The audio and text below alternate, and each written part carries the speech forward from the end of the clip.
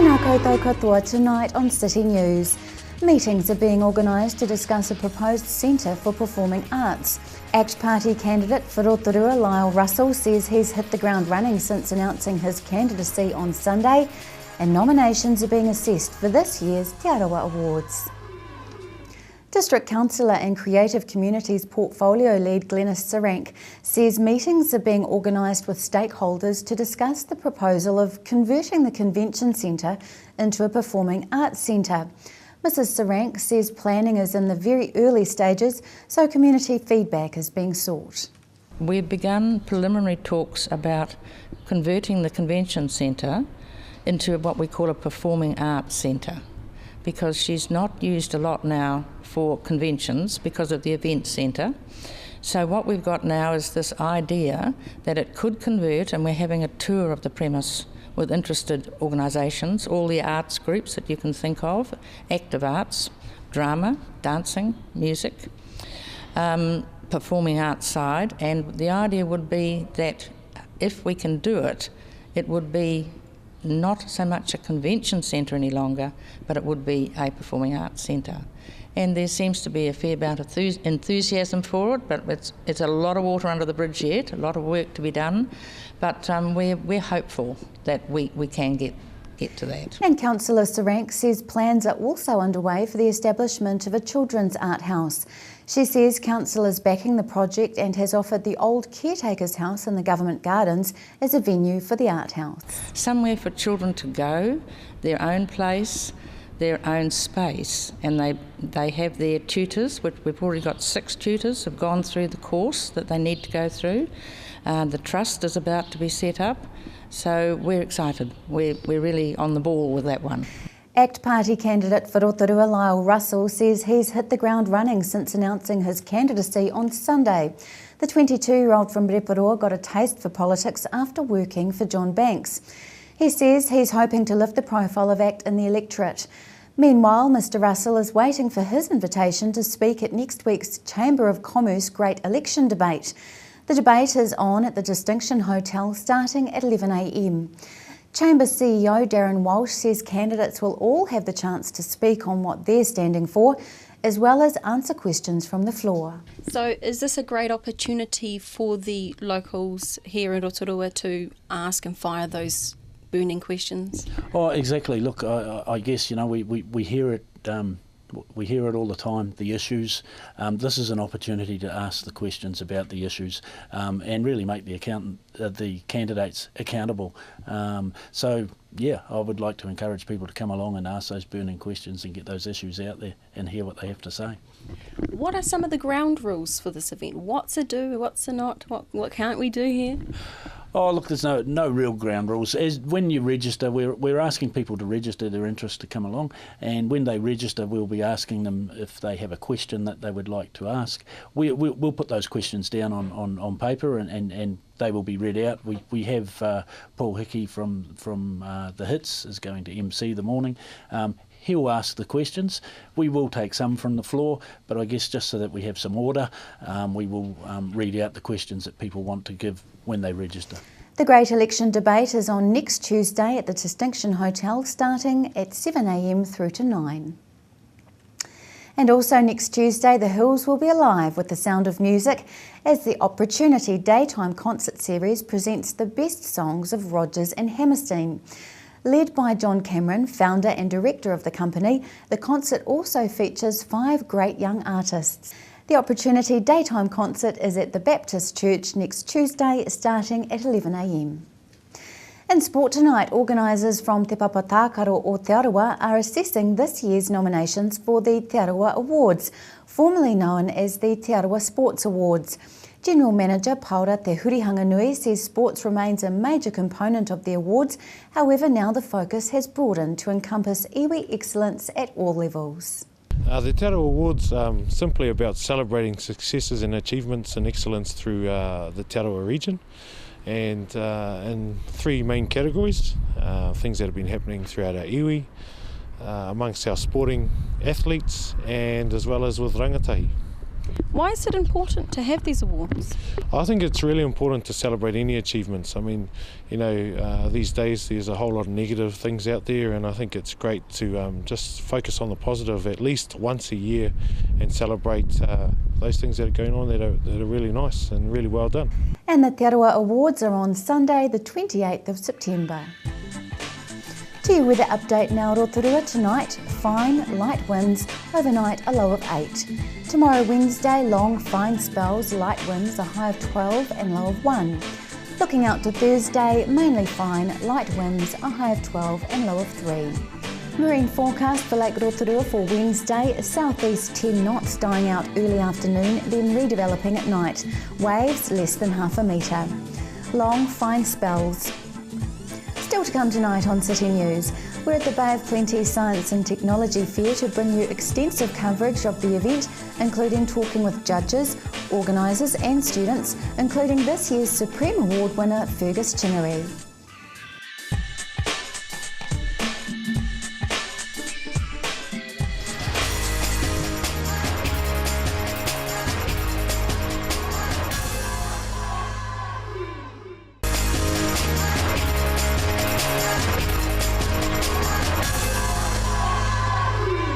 Last week, students showed off their scientific skills at the Bay of Plenty Science and Technology Fair. Our reporter Melanie Groves went along to check out some of the exhibitions, starting with Supreme winner Fergus Chinnery.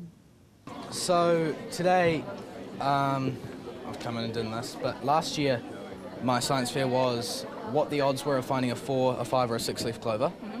And then about July last year I decided I'd try and find out if I could increase those odds. And yeah, so this year I was testing one of the main theories about 4-leaf clovers is that it's caused by a simple recessive gene.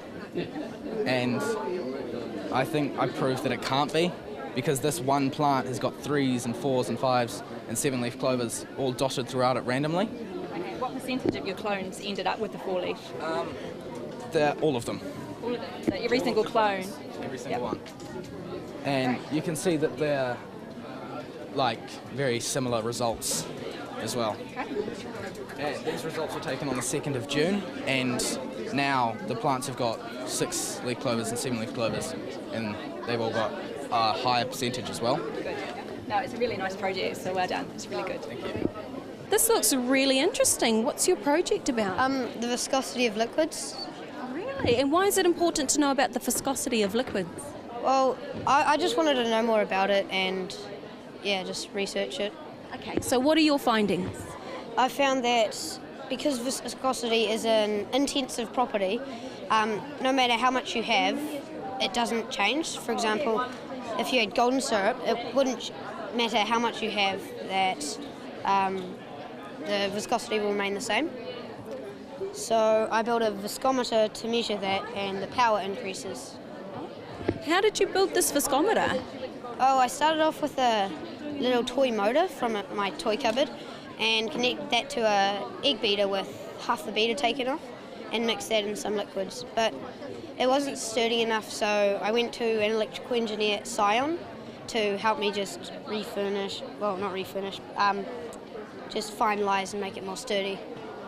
Wonderful. And so you're from John Paul College. What year are you in? Yeah, right. And what's your name? Nathan Gapes. Nathan Gapes from John Paul College. Well, thank you for showing us your project. Thanks. The heading of your project says clocking time by radio. What does this mean? Well, I decided to test analog clocks and digital clocks, and if they did the same as the radio time, it means that they have the right time, because the radio clock, it is an atomic clock, which means that that's the most reliable clock in the world, and so that I know that that's the right time, and that if my clocks are the right time, they should be going with the radio clock.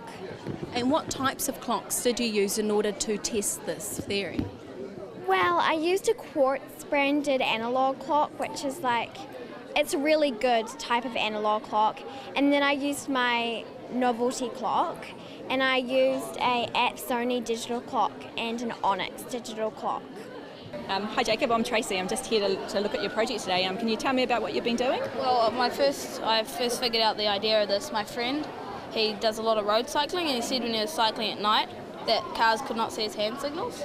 So I came up with this idea that it has indicators on the helmet, so the cars can see when you're turning. So I've got front ones, and I have ones on the back, like that, and it's got lights here. So that's when you're like riding around at night, so you can see where you're going, and cars can also see you. So what do you think you'll be doing next with this project? I would probably try and make it wireless, or take it to a company like maybe Bell or something like that does helmets. This is a really great idea. I've got young kids and I know I'd like them to be wearing something like this when they're on the road, so that's really nice. Well done.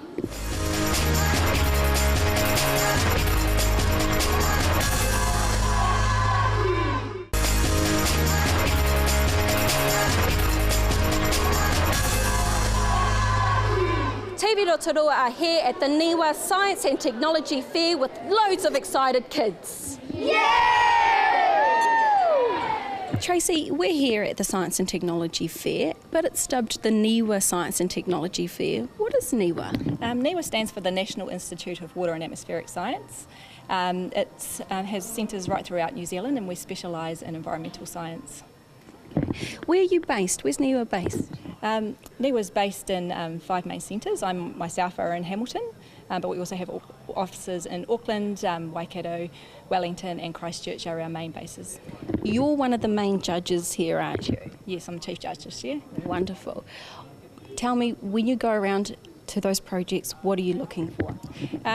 We're looking for the students that have put in some real thought into the process that they're going through with the science fair projects. So it's really important, particularly with kids at this age, that they're they're asking questions about their surroundings, and they're following that through with an experimental process. And coming up with some really great results and conclusions. We also have the technology section here, which is slightly different to the scientific section, and that's where we're asking kids to identify a problem and look at different ways of solving the problem. What are some of the unique problems that these kids are solving in here? Well, we've got a lot of good work that's happening out here today, but we've got people that have identified that it's a bit hard to spread butter with a knife, so they're pushing butter into a glue stick pen and using it to spread. We've got a chap out here as well that has put lights onto a bike helmet so that people can get an indication of where he's going at all hours of the day. When it comes to their project, aesthetically, what are you looking for? Aesthetically, in presentation, we're looking for a really good interview to start with, so we want the kids to really know what they're talking about and to speak confidently about what they've done. But we're also looking for them to have followed through that process, to have some really nice data on display, to have laid it out really clearly. It's really important that their process is made clear, and of course if they're great at art or have a talent in another area, it's always great to see that expressed on the science fair boards as well. How many schools are here today? We have about 17 schools here today, right from throughout the Bay of Plenty region, and we have 172 exhibits. Wow. Now, why is it important to have a science fair? It's really important to have science fairs because it gives the kids a chance right at that early stage to get involved in science and see that science isn't just for people that are wearing white coats and Roman sandals and long socks. It's science is in everything. It's in the cell phones that we have in our pockets, and it just gives them a chance to get really excited about a topic, and that's all the science fair is about. It's about them getting really excited about science. So it's an annual event, is it? Yeah. And what time of year is it usually take place? The science fairs right throughout New Zealand happen around August, September each year. That fits in partly with the school curriculum, but it also gives the students months leading up to the fair to get organised. Well, today you're here in Rotorua. What other cities do you travel to? Niwa is the major sponsor of 5 fairs throughout New Zealand. It's sponsor of the Auckland City, Manukau, Bay of Plenty, Waikato and Wellington science fairs. And it takes seriously its commitment to these science fairs through its core interest of promoting science and technology to young New Zealanders. So it really realises that getting the kids excited at this age is really important, because these kids that are in these science fairs could be our scientists of tomorrow. Okay, on that note, do you have any scientists that are a part of Niwa Who took part in a science fair? I don't know the answer to that question, no. I'm sure throughout our school years, a lot of us probably have been part of the science fair. I know I certainly dappled with it when I was at high school, but I wouldn't have said that I was a prize winner, no. Well, you don't have to be a prize winner to develop into a genius. No, you don't. No, so you don't. let's go and have a look at some of these projects. Come on, let's go. And now the judges are walking around deliberating.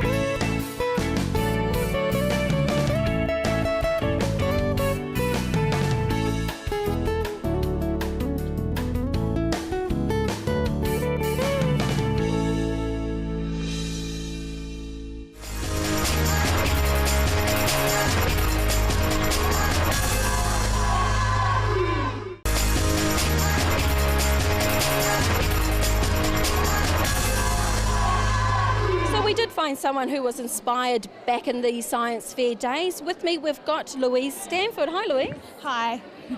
So tell me a little bit about how you became inspired by taking part in the science fair. Definitely. Well, as a young high school student, when I was at Western Heights High School in Rotorua, I used to enter these science fairs, and a lot of scientists are the judges, which is so fabulous. And so you'd be able to ask them lots of questions, and they'd ask you lots of questions. And I had a fabulous set of teachers at Western Heights, so got really inspired about, I can do a career in this. I can do this all day. And coming back here and seeing the young people that do get inspired, and I've sort of reversed roles now, is really fabulous. But science fair definitely inspired me to become a scientist. So let's go back to that day. What was your science project about? I've done a couple. My first ever one was around bugs and differences in bugs between the different areas in Rotorua, to do with the sort of sulphuric atmospheres up in Mamaku, Kaharoa, near the lake.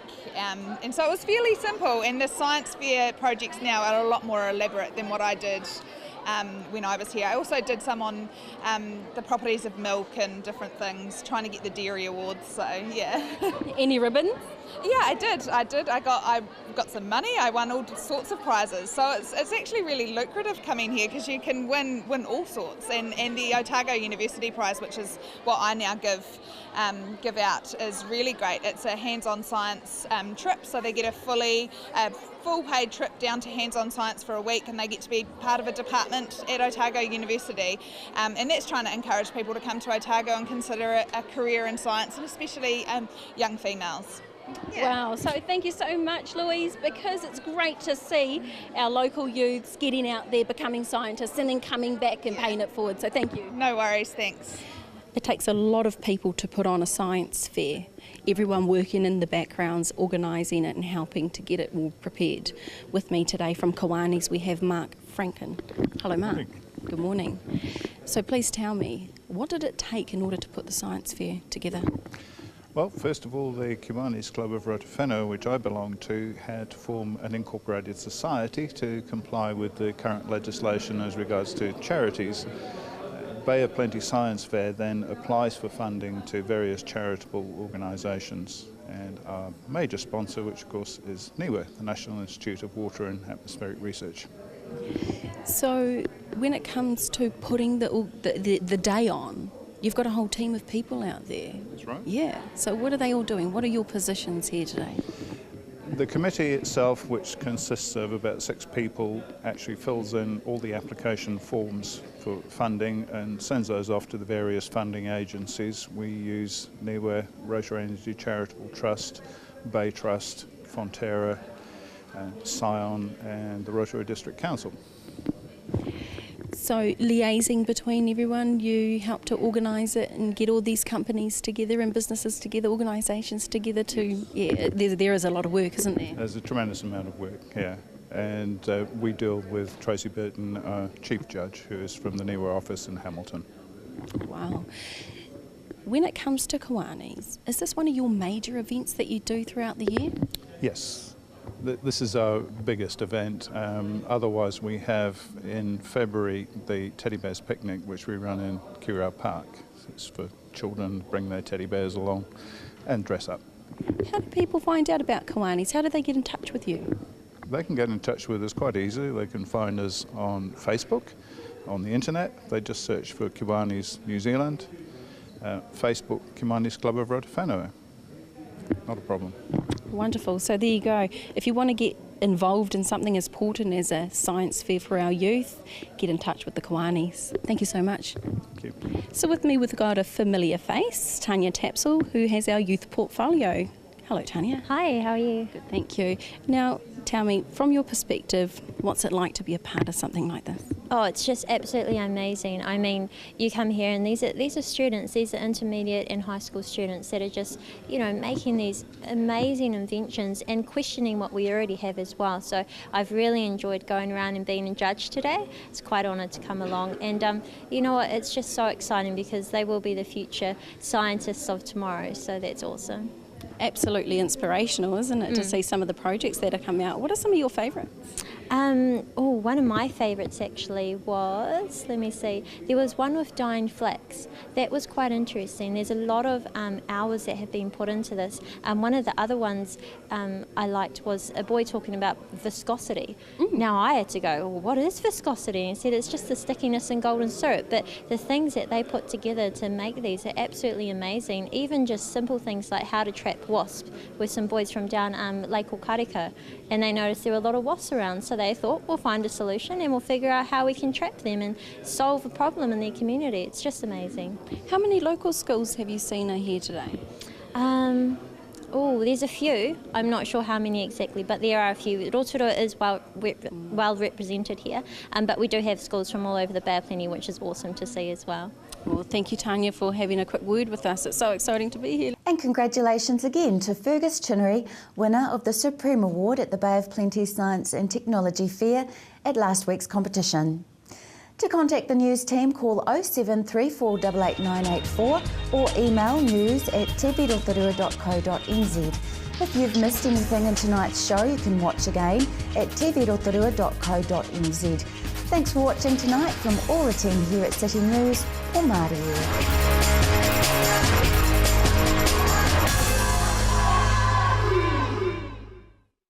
Supporting local content so you can see more of New Zealand.